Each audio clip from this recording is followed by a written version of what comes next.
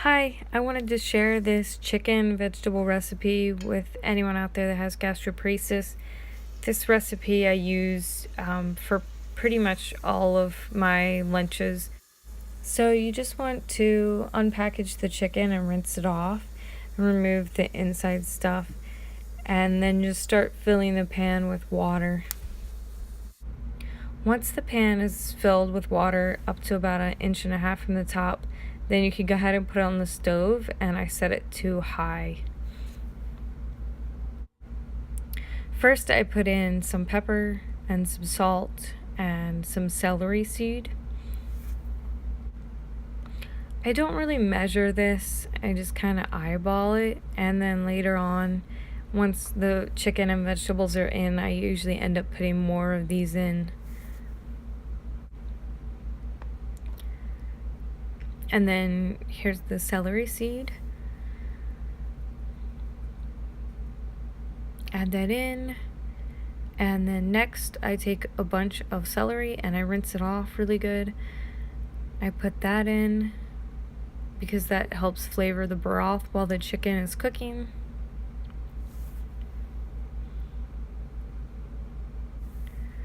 Now, while the chicken is cooking, make sure that you stir it every now and then so that the chicken doesn't stick to the bottom, because if it is on high and the chicken sticks and burns, then the whole soup will be ruined and there'll be no coming back from it, unfortunately. Okay, so now I'm going to turn it to low because it's been boiling for a while, and as you can see, there's impurities rising to the top. So I'm just gonna give this chicken another turn so that it doesn't burn, and then I'm gonna scoop off the impurities with a small strainer. Now I have my strainer and I'm scooping off these impurities. So you just want to try to collect as much as you can and then just rinse it off and keep coming back to strain it some more. Here are the vegetables that I cut while the chicken soup was going. You can see the different sizes that I've cut the carrots, celery, and onion into. And now I'm just going to remove this celery, and that will go into the trash can.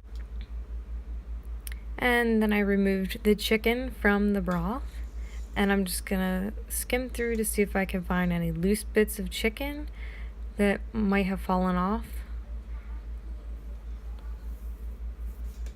and other bits of celery and whatnot that you don't want in the broth.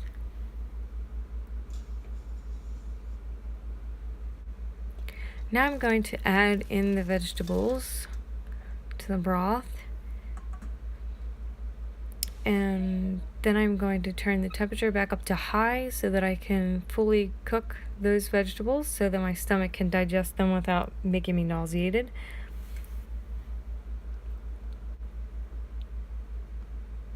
Here's the cut up chicken and there's the carcass, so I'm gonna cut these into bite-sized pieces and then add that to the soup.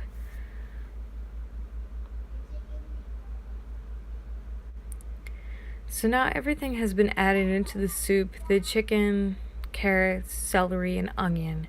So I'm just stirring it around, and now I'm going to taste test it and see if it needs anything added to it.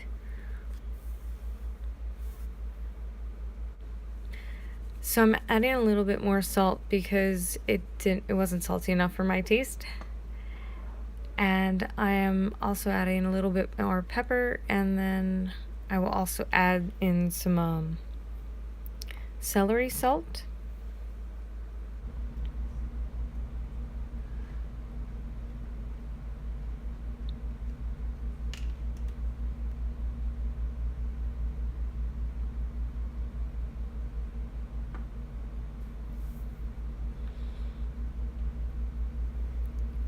As you can see, the time says 12:19. I started making this soup at about 10 a.m. and around 10:30 is when the pot started to do a rolling boil.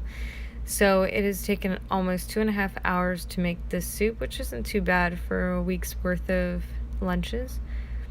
So I've skipped out just a few vegetables here so that I can check to see how tender they are, because I don't know about anybody else, but with gastroparesis, for me, if a vegetable is not tender enough, sure enough, I will be nauseated. So I make sure that it is thoroughly cooked.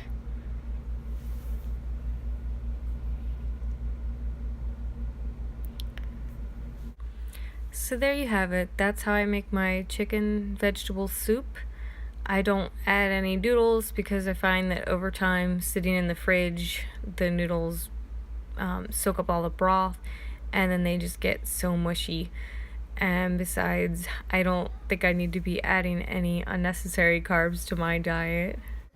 This soup has definitely been a lifesaver for me, having gastroparesis, because a lot of times it is my go-to thing to eat because I know that it will not upset my stomach and that I won't become nauseated from it. So I hope that somebody out there can also enjoy this soup recipe. Thanks for watching my video.